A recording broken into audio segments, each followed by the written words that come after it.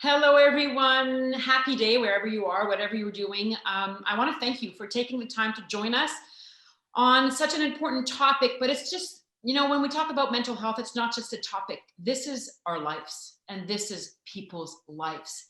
Thank you for joining in. We need you because we're all on this continuum of mental health and mental illness altogether. And this is my third Fire Chat with the initiative FACES from the Canadian Alliance for Mental Illness and Mental Health. And I am joined today by two incredibly courageous human beings, Carolyn Kwok and Nick Petrella. Hello to you both. Fine, thank you. Hi, Hello. Sophie. How are you? Hello, I'm good. I'm good because, first of all, I have an incredible life and I'm healthy and my children are healthy. I have gone through mental health issues as a teenager, as I suffered from eating disorders and anxiety. And I have learned to know myself better through the years, but also to develop tools to deal with that anxiety. And I just want to tell you that just by reading a little bit on what happened to you, obviously it's just one piece of paper, but right now I have you with us. And it's been difficult because of, being physically distanced. A lot of people don't get the physical touch, the support, the embrace, the eye to eye. And a lot of Canadians through this crisis are suffering even more from mental health issues. We need to tell each other the truth. We need to know that in this country, and there are ways that you can get better. There are ways where you can get through recovery. And, life is not one calm river. Our minds are not one calm river, and we can learn to tame them. So I'm going to let you both speak. But first of all, I want to start with Nick, because Nick, I know that you were diagnosed with anxiety and depression, and that it was so stigmatized for men to talk about this. And please take the stage and please say what you feel was the toughest part in all this, and what do you think men hold most within themselves? Yeah, that's a great question. Thank you. It was being a man, and especially through a generation where you had to be tough and you had to be strong and you had to be courageous, and any sign of weakness identified you as a weaker person and perhaps placed that label of weak on you. So, as a man, growing up as an athlete as well, we were coached and taught to believe that we were invincible, and that you have to be, not even that you are, that you have to be, that there's no other option. What so the fact that what were you doing? I played hockey and football and lacrosse until I was 21 years old, and my whole life having mental health problems, but not even knowing it until I was diagnosed.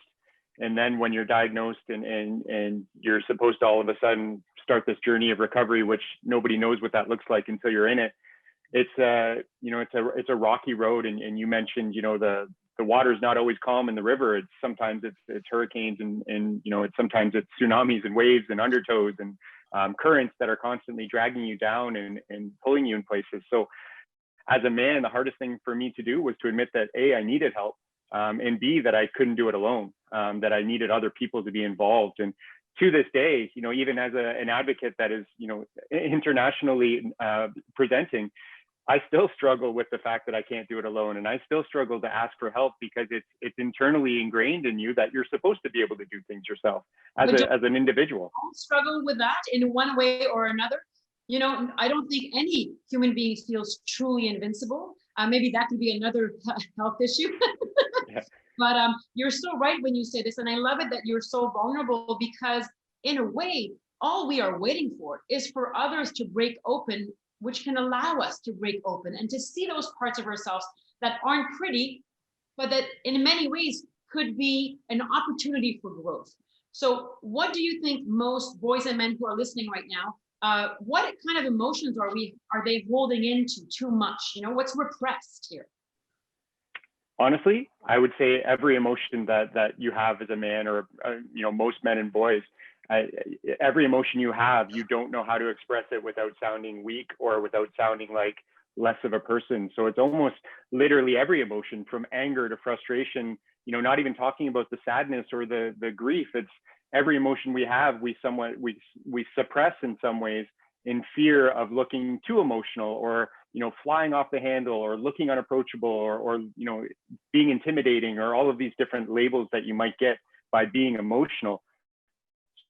So one piece about married is it's okay to be emotional. It's okay to cry. I cry almost every day. I cry at commercials on TV. I mean, I'm not afraid or too proud to admit, that everything makes me emotional, and that's okay. And that's, the identity I've taken now. It's so important, Nick, because, even like, I'm going to think of my husband right now, who also shows his emotion easily.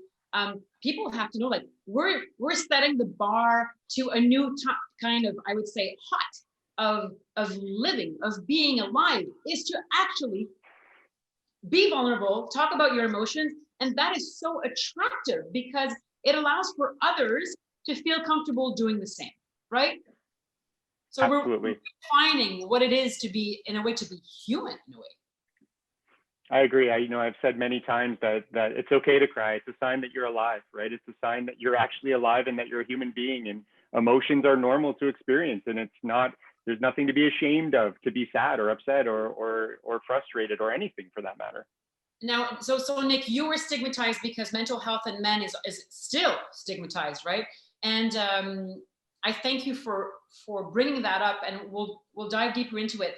But Caroline Kwok, you have had quite a story, and when I read yours, my heart twitched because we have such an amazing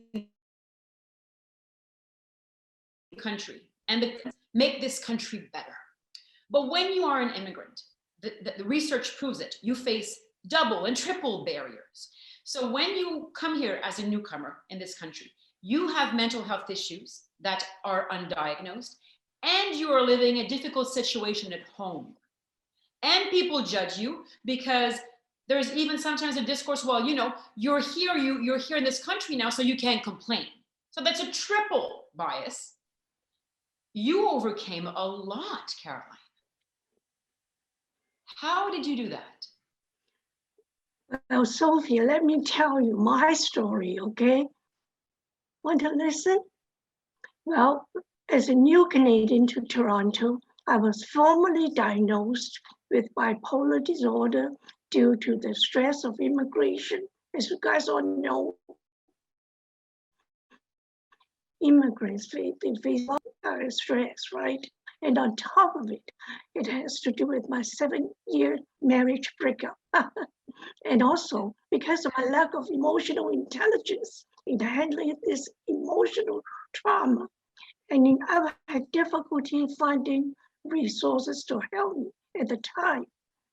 As a new Canadian or an immigrant, I only had a few friends from high school, Yinghua Girls' School in Hong Kong, who supported and understood me. But just like me, they were also either new immigrants like me, or they don't live in Canada. And I only had a family physician who was patient with me. But I have to be thankful to the Toronto District School Board that I have been working as a full-time ESL teacher for their assurance that I would not lose my job. So, yeah.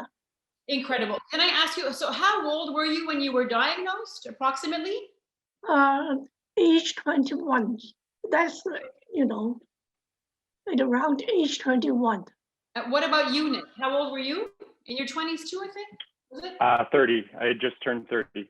So that's quite late, right, in a way, of carrying so much baggage that you didn't know how to interpret. And you said, Caroline, you said a lack of emotional intelligence. I would like to encourage you to present yourself with more softness, because as human beings, sometimes the lesson keeps coming back until we heal it, right? But when you have a mental health issue, it is not as clear to you how to heal. And that is not from lack of emotional intelligence. It is from lack of support. Yeah, you're right.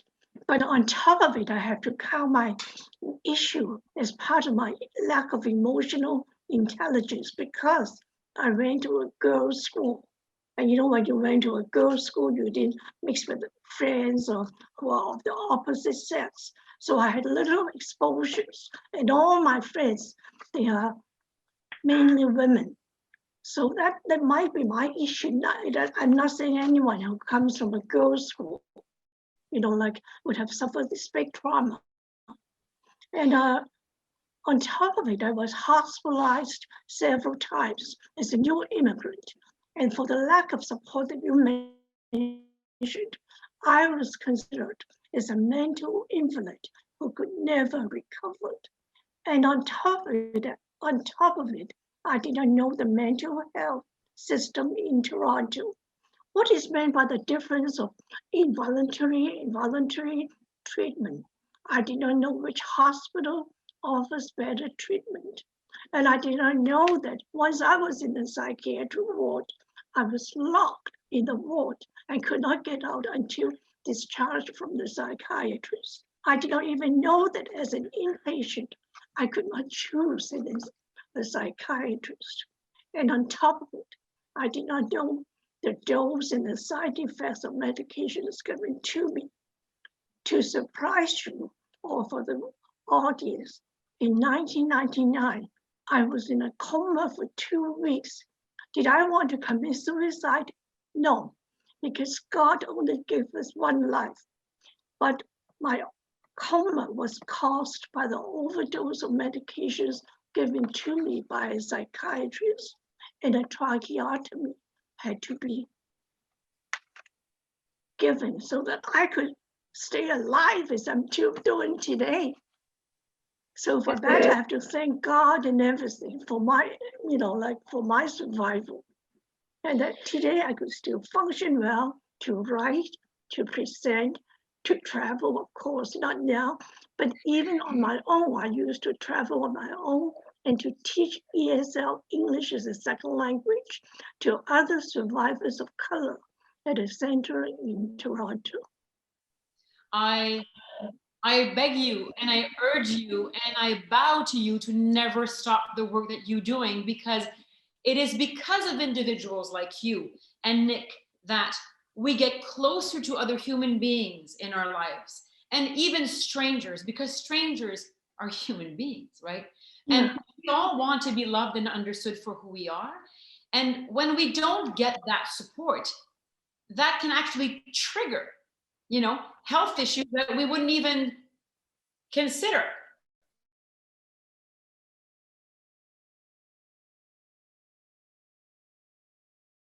Or no, to reply, I always say that we're all one trauma away from one another. It takes one life event to switch your situation, switch your stress level around, switch your mind around, and all of a sudden you find yourself in a situation of deep distress. Do you think we're all one trauma away from one another? How do you interpret that? It's honestly, it couldn't be more accurate. And it's very, very much like cancer, diabetes, anything like that. Nobody wishes that they have cancer or diabetes. Nobody wishes that they're in a car accident, right? So it's like, you don't wish depression, anxiety, bipolar disorder, PTSD. You don't wish it on yourself, but all of a sudden it's there. And it's like you said, it's one day, it's 1 minute away from happening to somebody close to us. So we need to be more aware of the fact that it could happen to you. It could happen to your husband, your wife, your partner, your spouse, your son, your daughter. It could happen to anybody. So it's something that we need to be more open and honest about, because it's going to happen to somebody close to us. So what do we do about it? And the other thing that I think there's a lot of stigma around is, like, I'm looking at you two right now, and you're beautiful, healthy, vibrant. Sometimes we associate mental illness with, depletion, and that can happen too in deep moments, obviously, to anybody, but depletion, and you don't look healthy, or, your eyes are not, you're not making eye contact. And people have to know that you can meet very healthy looking individuals who do still suffer. So that mask is on, and that mask and that veil has to come off, right? Do you still face barriers? And if so, what kind of barriers, Caroline, do you face in your life because of your mental health issue? Well, I think that right now I have overcome most of my mental health issues, because since my coma, I have to thank my coma, I've been an outpatient with a new psychiatrist who is so supportive of me. He understands my aspirations to be a writer and a presenter on mental health issues and recovery. And I've given I've given presentations on mental health and recovery at various parts of the world, including Asia, Yale University, and here in Toronto. And what I meant is that this kind of support from my psychiatrist was that he did not see me in my aspirations as grandeur thoughts, which is supposed to be a symptom of manic state. And on top of it, he encourages me to dream big, to reach out for the sky. And more so, I have other well-known psychiatrists and professionals in the field who believe in me, in my ability, and to give positive support. And this element, to have someone to believe in you and in your belief, is an important element of the recent empowerment model of recovery. Caroline, what you just said is so crucial to the culture of our society, because it takes one person, not 100, one, to change the course of a lifetime of another person's life, right? And sometimes a lot of people don't find this support in their own family, in their own community, cultural community, because of stigma, because of judgment. You need to know that there are allies along the way, whether it's a friend, whether it's outside of the family, whether it's school or in your working environment. The moment you start taking those little steps, they don't need to be big steps. I think that on the road to healing, baby steps really count. What do you think about that, Nick? I totally agree, Sophie. And like is my moment of recovery. Like baby steps, and now I'm able to reach my goal, which is writing, presenting on mental health issues and recovery, and to bring awareness to others that mental health is very important and that it affects physical health. And by the way, like after the coma, my faith in God has strengthened. And now I'm grateful to God, and I don't self-pity of what has happened to me in the past. I rather look forward with hope and dream. And I think that these are some of my self-care strategies. I love your faith in your God. That we have to tell people that whatever religion or non-religion you practice or not practice, whatever God you conceive him, her, them to be or not be, you are worthy of living a life with self-love, self-respect, respect from others as well. And Nick, I have a question for you, because still today, men and boys, face discrimination. And when you said earlier on that, I asked what types of emotions do you think are mostly stuck inside and repressed? And you said, it's just the concept of actually speaking about our emotions that is still stigmatized. Do you see that's changing since you've been talking about it? Do you see there's a way forward? Yeah, I mean, absolutely. And it's 100% improving. And I think over the years of, since I've been diagnosed, over the years, it's improving almost minute by minute, day by day. It's getting a little bit better everywhere. And I think it's because of overall education, obviously learning more about mental health and emotional wellness and mental illness in general. But I also think with that comes, a reduction in judgment. We're becoming a less judgmental society. We're starting to be more inclusive. We're starting also to just initiate kindness more often, especially in a pandemic where, we're learning that simple acts of kindness are enough to change somebody's day and possibly save a life.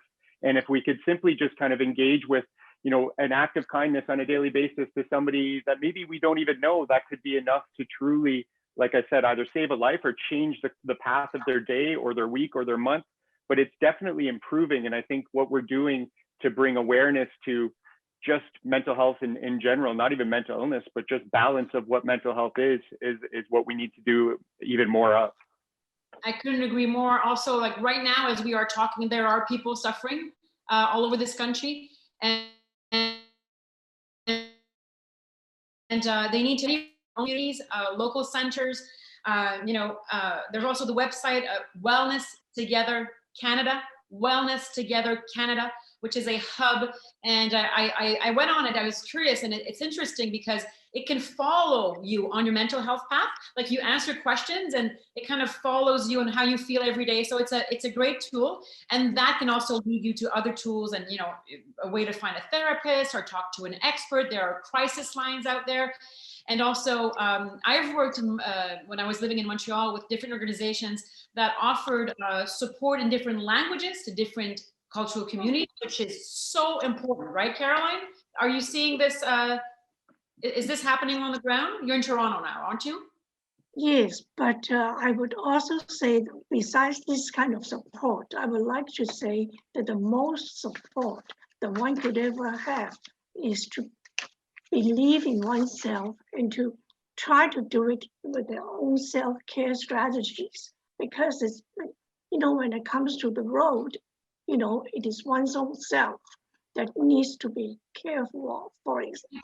Can we talk about that? Could you tell us what is your self-care strategy? My self-care strategies are, for example, daily exercise, which I've slowed down. I used to go to the YMCA, but now, when everything is closed, I used to go to the YouTube to do exercises, and I've been eating nutritious, healthy food. Yes. These days, I cannot order from Uber Eats, because yesterday I wanted to order from Uber Eats. Somehow my visa didn't come out well, so that is why I have to start cooking with my It own happens to everybody, Caroline. Don't worry about it. healthy, nutritious food. But the most important thing is to sleep well. These days I take medications on my own dose, prescribed by my doctor. And every night I've been able to sleep very well. I maintain to have at least 8 hours of sleep. Without it, I could not function. And if I don't sleep well, I am not doing well. And most humans need to sleep. We need to go to bed at a certain time and wake up at a certain time and make it a healthy routine. It's called sleep hygiene. Yeah, you're right. I agree with you. Last night I slept for about 8 hours, which is good enough for me. And then also I've redeveloped interests that I've lost in hospital. For example, my travels. But these days we cannot travel. So I use home cocaine as a substitute to develop interest that I could not manage in hospital. Because in the hospital, I've lost my own freedom and I've lost my own independence that I so loved when I was young. Because when I was young, after I graduated from the University of Minnesota, I went to Europe on my own. Yeah, I think a lot of people would want to travel right now. This is a passage too. We will get through this together if we pull together and if everybody Right. to sacrifice a little bit for the collective good. Thank you so much, Caroline. And what about you, Nick? What would you like to leave people with that's the most important to you? First of all, what is your self-care routine? My what? Nick, what is your self-care routine? So I think, Caroline said a lot of the great ones in just daily exercise and doing something physical. It doesn't have to be strenuous, just something physical. Getting outside, environment, fresh air, just whether it's cold air, warm air, just literally being outside in refreshing air. And one of the most important ones for me is truly communicating and being honest with my wife and my friends. And, after you're having a bad day, you're having a bad day, and to be open about that. And to not be afraid to express that you're having a bad day. And I think the communication piece is something that comes obviously with time, but that's also one of the most difficult things to do, is to be open and honest with, first of all, with yourself, and then with those that you love and that surround you on a daily basis. Yesterday I was talking with a well-known Canadian singer, and she went through very difficult periods with her mental health issues. And she said, there is an art to falling apart. If we break open, we can see ourselves better and reconstruct ourselves with more space inside to accept who we are, and everybody suffers in their own way. So I just want to say, you're never alone, ever. And you know, life is meant to build more togetherness. Life is meant to evolve if we're united. We will not push forward if we're divided. And mental health issues are at the core of the, I would say, emotional intelligence of a society. So let's continue to encourage ourselves to speak up and to be vulnerable, and to invite others to do the same. Nick, Caroline, you have so much wisdom and so much emotional intelligence. And I wish all the best to you, to your family. And you know, when you're having a bad day, let's have a thought for one another, and know that that too will be of passage, that we're going to get all through this together. Thank you very much. Thank you so much. Enjoy the rest of your day, Caroline and Nick, and everybody who's been here.